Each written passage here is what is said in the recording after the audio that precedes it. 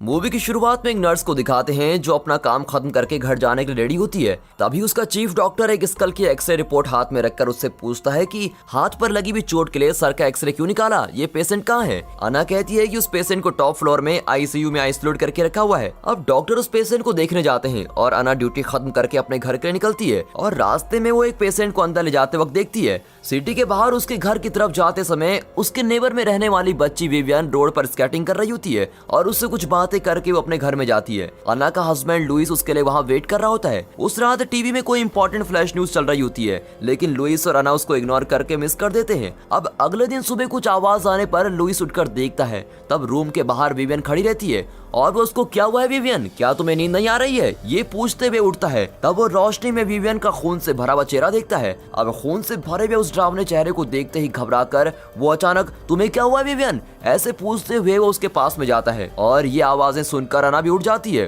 तब तक Vivian Louis की गर्दन पर जोर से काट कर उसका खून चूस कर पीने लगती है। अब अना भागते हुए आकर उसको पकड़कर बाहर डाल देती है, लेकिन वो फिर से उठकर पागलों की तरफ उनकी तरफ भागती है और ये देखकर अना दरवाजा बंद कर देती है और लुइस को उठाकर बेड पर लेके जाती है। लुइस की गर्दन से बहुत ही ज्यादा खून बहने लगता है और उसको हॉस्पिटल ले जाने के लिए वो किसी को फोन लगाती है, लेकिन लाइन कनेक्ट नहीं होती और वो फोन ट्राई करती रहती है। तब तक लुइस नॉर्मल तरीके से उठकर चलने लगता है और उसे देखकर शॉक होकर वो लुइस लुइस करके पुकारने लगती है। अब जैसे ही वो देखती है तो वो ज़ॉम्बी में बदल गया है। अब लुइस उसे काटने के लिए चेस करने लगता है और वो तेजी से भागकर बाथरूम में जाकर दरवाजा बंद कर देती है और भागते समय उसने अपने कार की चाबी भी हाथ में ले ली होती है। वो बाथरूम की खिड़की खोलने की कोशिश करती है मगर उससे वो खुल नहीं पाती और तब तक लुइस बाथरूम का दरवाजा तोड़कर अंदर आने की कोशिश करता है और अना भी हड़बड़ाते हुए उस विंडो को खोलने का प्रयास करती है और किसी तरह वो खोलते ही वो उसमें से बाहर जंप कर देती है। अब कार की तरफ भागते समय वो एक आदमी को देखती है जिसके पास गन है और वो उससे हेल्प मांगती है, लेकिन अना के कपड़ों में खून देखकर वो आदमी उसको बंदूक दिखाकर धमकाता है और उसी समय एक ट्रक से टकराकर वो आदमी स्पॉट पर ही मर जाता है। कई लोग ज़ॉम्बी बनकर यहाँ वहाँ भाग रहे होते हैं। एक नर्स होने के कारण वो ये सब देखकर सैड होने लगती है और तभी लुइस तेजी से भागकर बाहर आता है। अना कार में बैठकर कार स्टार्ट करने की कोशिश करती है, लेकिन तब तक लुइस कार पर चढ़कर उसके शीशे को तोड़ने लगता है। कार स्टार्ट हो जाती है और फिर से वो उससे बाल बाल बच जाती है और वहां से एस्केप हो जाती है। अब रास्ते में कुछ लोग उसकी हेल्प मांगते हैं, लेकिन उसे किस पर भरोसा करना चाहिए किस पर नहीं, कौन ज़ॉम्बी है कौन इंसान है, ये सब समझ में नहीं आता और वो लड़खड़ाकर कार को गलती से डाइवर्ट करती है, जिससे कार एक पेड़ पर जाकर टकरा जाती है और अना बेहोश हो जाती है। होश में आते ही वो पुलिस केनेथ को देखती है और उसके हाथ में गन होती है। पहले वो उसे अनडाउटली देखता है मगर कुछ देर में उसे रियलाइज होता है कि वो ज़ॉम्बी नहीं है और फिर वो उसे अपने साथ कहीं लेके जाता है। तब वो सामने माइकल, एंड्रयू और एंड्रयू की प्रेग्नेंट वाइफ लुआ को देखते हैं।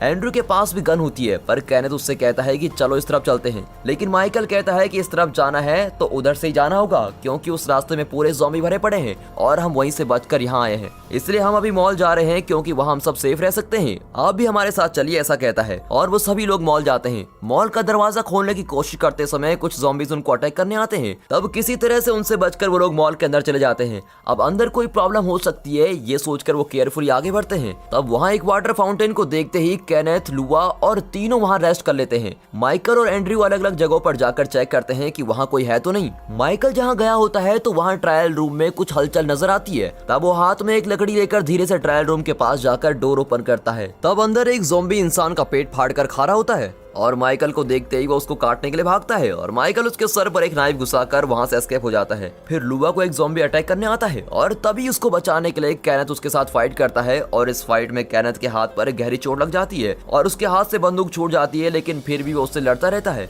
तब अना केनेथ की गन लेकर ज़ॉम्बी को शूट करने लगती है, लेकिन एम मिस होने के कारण उसे कहीं और लग जाता है और वो ज़ॉम्बी इससे मरता नहीं है पर वो केनेथ को छोड़ देता है। अब यहाँ रहना सेफ नहीं है ये समझकर सभी लोग लिफ्ट के पास जाते हैं और लिफ्ट का दरवाजा खुलते ही सामने 3 लोग बंदूक लेकर खड़े हो जाते हैं जो उस मॉल के सिक्योरिटीज हैं, जिनका नाम है सीजे, बर्ट और टेरी। सीनियर सिक्योरिटी सीजे कहता है कि ये हमारी जगह है, आप लोग यहाँ से चुपचाप निकल जाइए, यहाँ पर हम किसी को अलाउ नहीं करते क्योंकि ये वायरस बड़ी तेजी से फैल रहा है, इसलिए आप जहाँ से आए हो वहीं लौट जाओ। तब एंड्रयू उनसे कहता है कि लुआ प्रेग्नेंट है और हमसे आपको कोई प्रॉब्लम नहीं होगी, ये कहकर उन्हें कन्विंस करने की कोशिश करता है। इस पर सीजे कहता है कि ये हमारी जगह है और यहाँ हम जो कहेंगे वही रूल है और अगर तुम सब हमारी बात मानने के लिए रेडी हो तो तुम यहाँ पर रुक सकते हो। अब ये कहकर वो उनकी बंदूकों को ले लेता है और उन्हें गुलाम जैसा ट्रीट करता है। अना एक नर्स होने के कारण केनेथ के हाथ पर लगे हुए घाव पर मॉल से मिली चीजों को लेकर ट्रीटमेंट करती है और वहाँ की टीवी पर फ्लैश न्यूज चल रही होती है। उसमें एक जगह को मेंशन करते हैं और कहते हैं वहाँ आने पर लोगों को हेल्प की जाएगी और उनकी रेस्क्यू टीम वहाँ पर रेडी है और वो हेलीकॉप्टर से आकर भी हेल्प कर सकते हैं।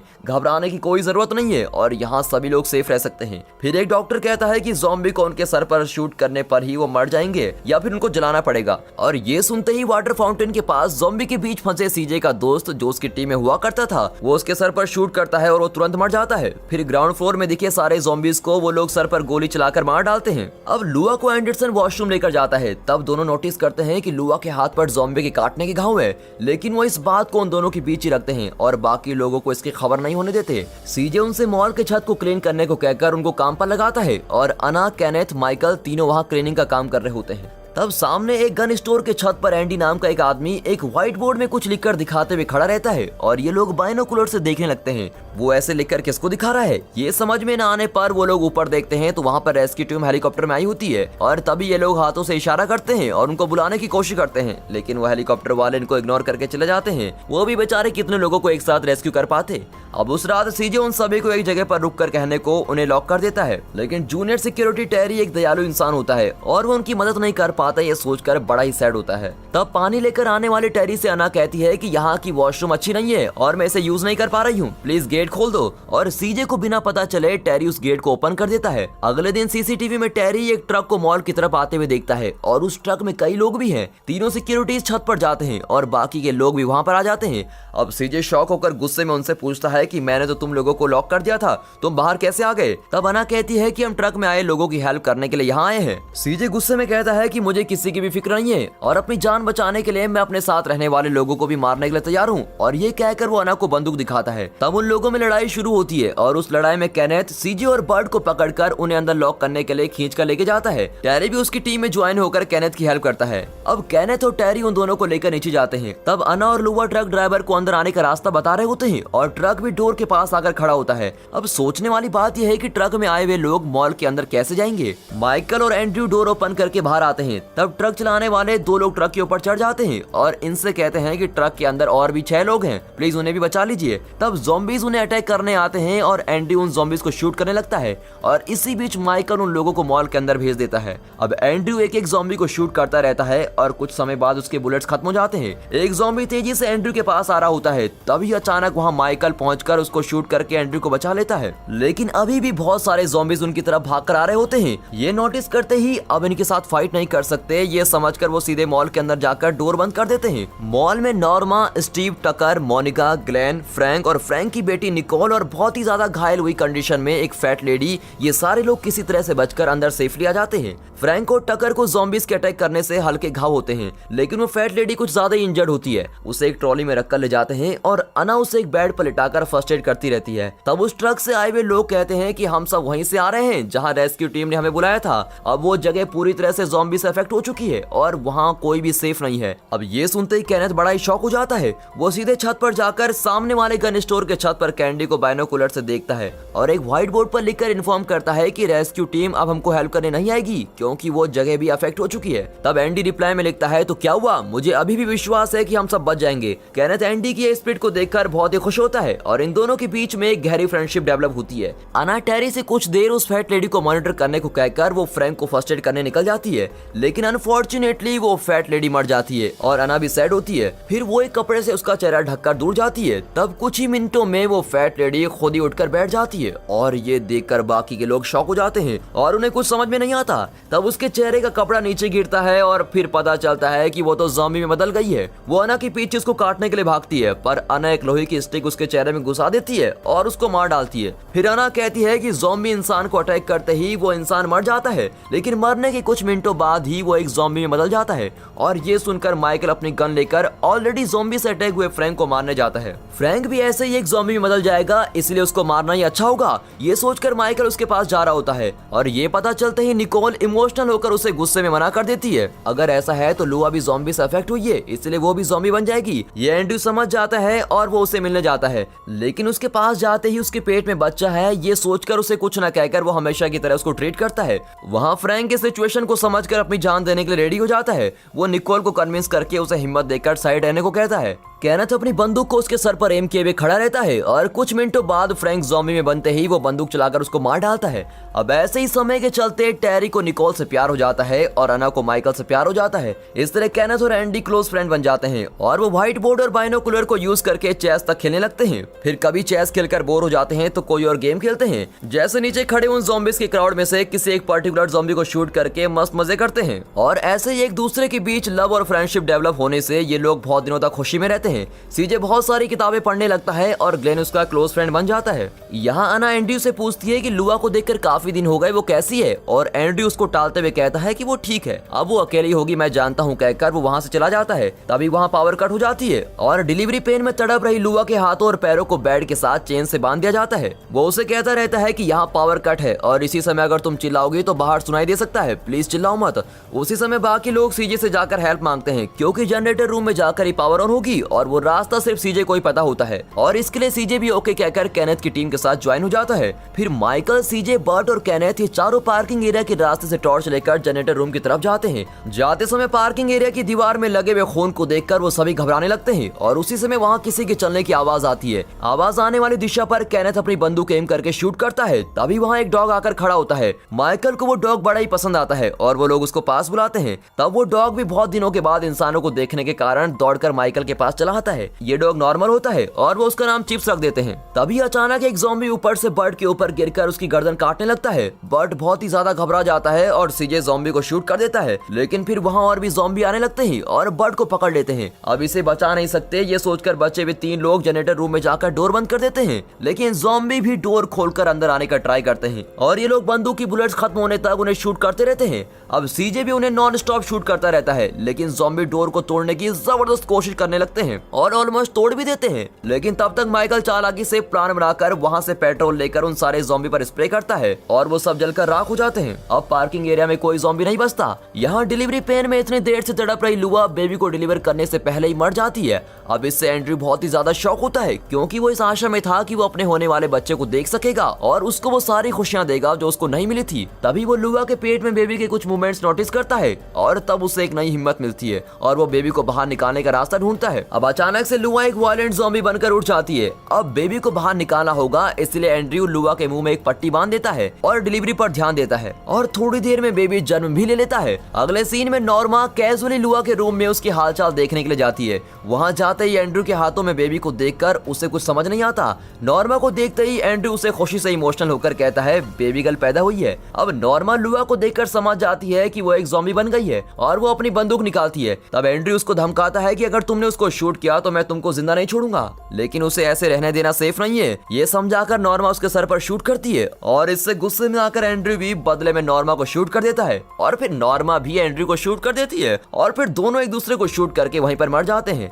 अब शूटिंग की आवाज को सुनकर सभी लोग वहां पहुंच जाते हैं और वहां की कंडीशन को देखकर वहां क्या हुआ होगा ये समझ जाते हैं। फिर अना एंड्रयू के हाथों से उस बच्चे को ले लेती है और उसके चेहरे से कपड़ा हटाती है और जैसे उसने सोचा था ठीक वैसे ही वो बेबी भी एक ज़ॉम्बी बनकर पैदा हुआ है और वो अपने दिल पर पत्थर रखकर उस बेबी को भी शूट करके मार डालती है। अब ज्यादा दिनों तक इस मॉल में बंद नहीं रह सकती, आगे क्या करना है इस पर एक बड़ा डिस्कशन शुरू होता है। इस डिस्कशन में सभी लोग अपने अपने आइडियाज को शेयर करते हैं और सभी आइडियाज को एक साथ मिलाकर एक प्लान बनाते हैं। प्लान ये होता है कि क्योंकि ज़ॉम्बी को तैरना नहीं आता इसीलिए एक आइलैंड में जाना होगा और वहां तक जाने के लिए उनमें से कोई बोट रेडी कर सकता है, कोई अच्छी ड्राइविंग कर सकता है तो कोई एक तेज वेपन वाली वैन रेडी कर सकता है। अब इस तरह सभी लोग अपनी एक रिस्पॉन्सिबिलिटी लेते हैं। प्लान के मुताबिक नीचे खड़े 2 ट्रक को वेपन के साथ रेडी करके उसे चलाकर गन स्टोर तक जाना होगा और वहां से एंडी को उनके साथ लेकर उस गन स्टोर में से सारे गन्स लेकर एक बोट के थ्रू आइलैंड तक जाना होगा और वहां पहुंचते ही सब सेफ रह जाएंगे। ऐसा डिसाइड करके वो लोग इस प्लान को एग्जीक्यूट करना स्टार्ट करते हैं। फिर केनेथ छत में जाकर इस प्लान के बारे में एंडी को व्हाइट बोर्ड पर लिखकर बताता है और एंडी रिप्लाई में लिखता है कि उसे बहुत भूख लगी है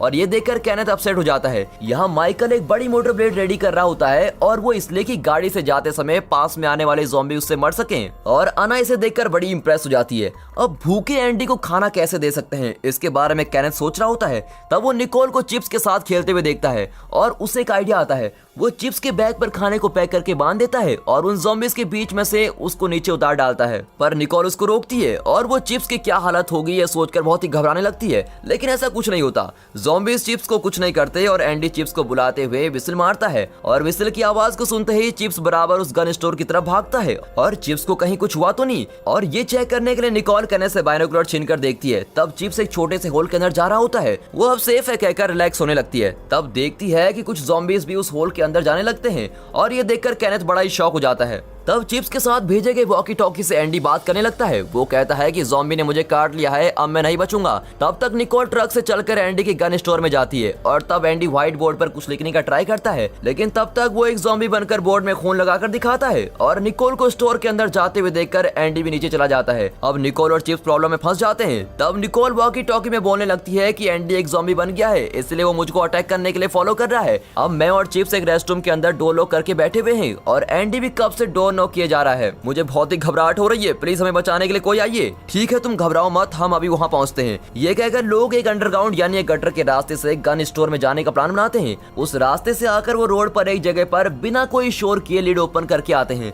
टकर अकेला उस लिड को बंद करके अंदर ही वेट करता है। अब ज़ॉम्बी यहाँ वहाँ चलते रहते हैं और ये लोग बिना कोई शोर किए अंदर जाने की कोशिश करते हैं, लेकिन वो इन्हें देख लेते हैं और एक एक करके इनकी तरफ आने लगते हैं और उन्हें फॉलो करके बहुत सारे ज़ॉम्बीज अटैक करने आने लगते हैं। फिर किसी तरह से बचकर चिप्स जिस होल से गया था वहीं से अंदर जाकर वो डोर बंद कर देते हैं। वहाँ एंडी रेस्ट रूम के डोर को नॉक कर रहा होता है और कोई रास्ता न होने के कारण गुड बाय फ्रेंड कहकर केनेथ अपने हाथों से उसे शूट करके मार डालता है। फिर वो उसके गन स्टोर से बुलेट्स, गन, सिलेंडर जैसी सारी चीजों को लेकर एक सिलेंडर को उस गटर के पास डालते हैं और सीजे मॉल से उस पर करेक्ट एम करके शूट कर डालता है और सिलेंडर ब्लास्ट हो जाता है। इस सिचुएशन को यूज करते हुए वो लोग फिर से उसी रास्ते से वापस आने लगते हैं, लेकिन अब भी बहुत सारे ज़ॉम्बीज इन्हें फॉलो करके आ रहे होते हैं। इस प्रॉब्लम के बीच में टकर मर जाता है और बचे हुए लोग मॉल तक जाते हैं और ज़ॉम्बीज भी अंडरग्राउंड रास्ते से उन्हें फॉलो करते हुए आते रहते हैं और उनके अंदर जाने पर ज़ॉम्बीज उन्हें डोर बंद करने नहीं देते। फिर इनसे बचकर वो सभी लोग तुरंत लिफ्ट से ग्राउंड फ्लोर में जाते हैं और रेडी किए गए ट्रक में चढ़कर निकलने लगते हैं, लेकिन कुछ ही दूर जाने पर वो लोग ब्लॉक हो जाते हैं क्योंकि अब लाखों ज़ॉम्बीज आकर उनको घेर लेते हैं। तब सीजे ट्रक के फ्रंट साइड में एक सिलेंडर फेंकता है और ब्लास्ट करता है और गाड़ी के सामने वाले सभी ज़ॉम्बीज जलकर राख हो जाते हैं और उस गैप से गाड़ी निकालकर वो आगे बढ़ते हैं।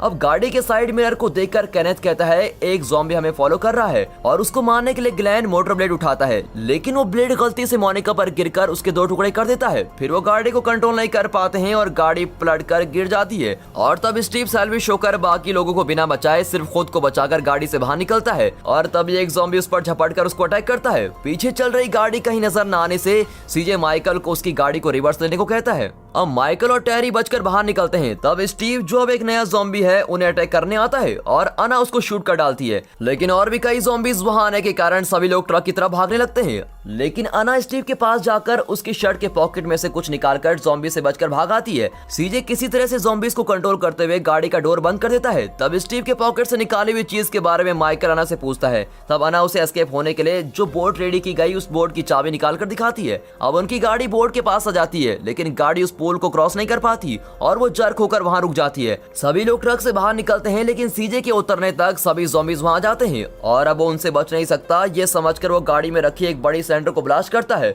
और सभी ज़ॉम्बीज के साथ खुद भी जलकर मर जाता है। उसकी वजह से बचे हुए सारे लोग ये देखकर बड़े इमोशनल हो जाते हैं। अब सभी बोट पर चढ़ते हैं, लेकिन माइकल नहीं आता। इसका कारण पूछने पर वो उसके हाथ पर लगे घाव को दिखाता है और कहता है ज़ॉम्बी ने मुझे काट लिया है, इसलिए मैं तुम लोगों के साथ नहीं आ सकता। मैं यहीं पर थोड़ी देर रुककर सनराइज देखकर मर जाऊंगा।